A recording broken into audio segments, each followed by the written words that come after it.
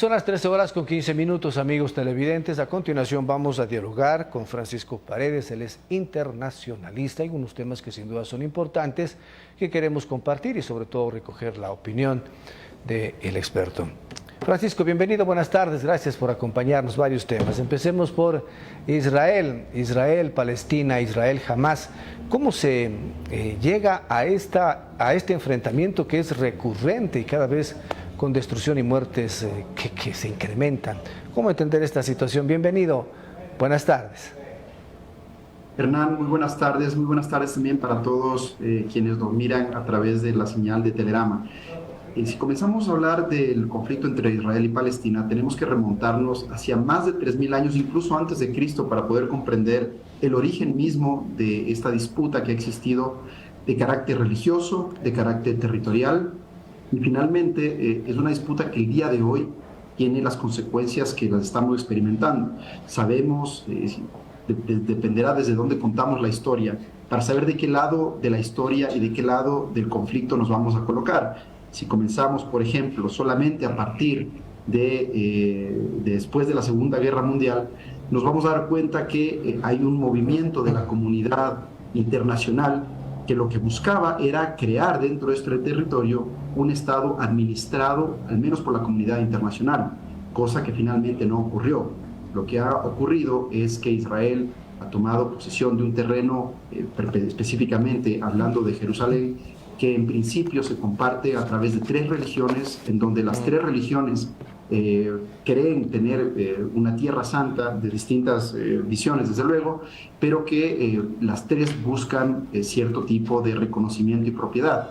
Entonces, lo que sucede el día de hoy es que Israel ha tomado control de este territorio, sucede que hay asentamientos económicos de parte del pueblo israelí, que se ha tomado partes en donde incluso estaba poblado y había asentamientos palestinos. Entonces vamos viendo una intromisión de Israel dentro de estos territorios y a lo mejor hoy en día podría explicarse la guerra actual como una respuesta del pueblo palestino a todas estas intromisiones israelíes, o al menos esto es lo que nos podría contar la historia. Como le decía Hernán, todo dependerá desde cuándo comienza la historia a ser contada, para saber quién tenía derechos sobre qué territorios y sobre qué espacios. Ahora, Francisco, pregunto, ¿el tema se lo profundiza con la decisión de las Naciones Unidas de otorgar el espacio para que puedan allí vivir, por ejemplo, los israelitas, pese a que es territorio musulmán y después las guerras que les permitió ir teniendo una expansión, o el día de la independencia de Israel? ¿Cómo funcionaría? En mi opinión, hay cierta responsabilidad de la comunidad internacional, sí, pero solamente parcial, porque finalmente todos estos acuerdos que se estaban negociando después de la Segunda Guerra Mundial no tuvieron lugar y no tuvieron acogida. Lo que sucedió fue que, de hecho, el pueblo israelí se asentó en esos territorios y al verse rodeado de países musulmanes, fue casi que de inmediatamente a los 7 días de sus asentamientos originales, fue atacado. Lo que sucedió, y en ese momento es increíble, es que logró el pueblo israelí vencer a todos sus vecinos musulmanes y con eso lograr establecer sus bases y establecer su pueblo, establecer su economía en ese territorio. Entonces, la comunidad internacional tiene una responsabilidad en este proceso de paz. Yo creo que sí, y esto es uno de los principios esenciales del derecho internacional, es velar por la solución pacífica de disputas, y eso es, a quienes hacemos derecho internacional, lo que buscamos, es velar por una solución pacífica. Ahora, ¿es posible una solución pacífica en este momento?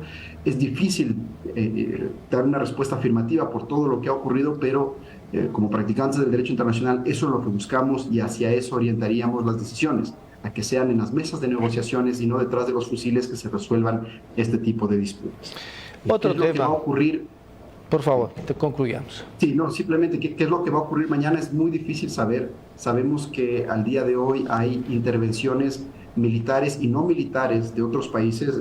Sabemos que está Estados Unidos involucrado con el apoyo que le ha dado a Israel desde hace varios años por su posición de geopolítica, por su ubicación geográfica. Sabemos que Estados Unidos es el mayor soporte del pueblo israelí, al punto que en el gobierno de Donald Trump pusieron la embajada de Estados Unidos en Jerusalén. Esto es un acto importante de reconocimiento de parte de los Estados Unidos, pero también sabemos que de los países musulmanes hay apoyo de Irán, hay apoyo de Irak, y incluso en los últimos días hay cierto apoyo marcado de parte de Egipto, aunque sea para generar un corredor humanitario por el cual puedan seguir ingresando productos y salir personas de la Franja de Gaza.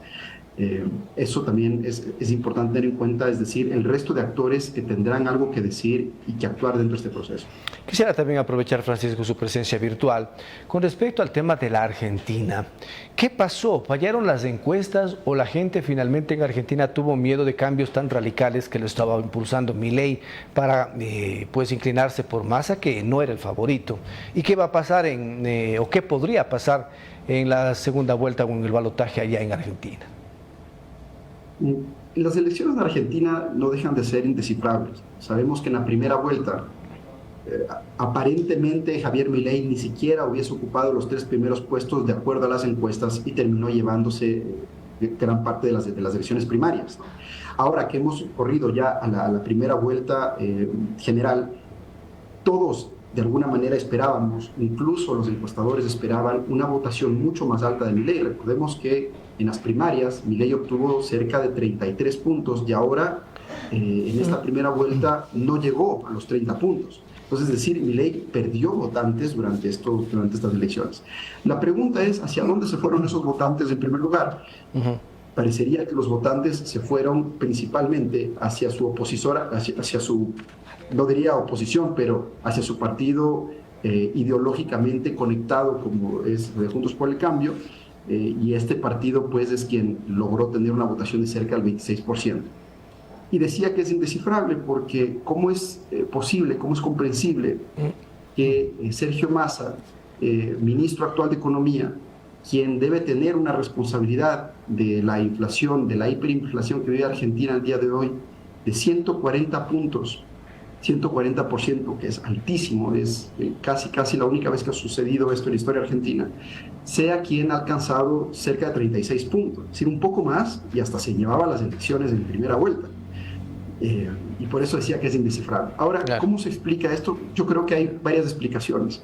Primero, la oposición al gobierno kirchnerista estaba dividida. Teníamos a Milei por un lado y teníamos a Bullrich por el otro. ¿Qué va a pasar?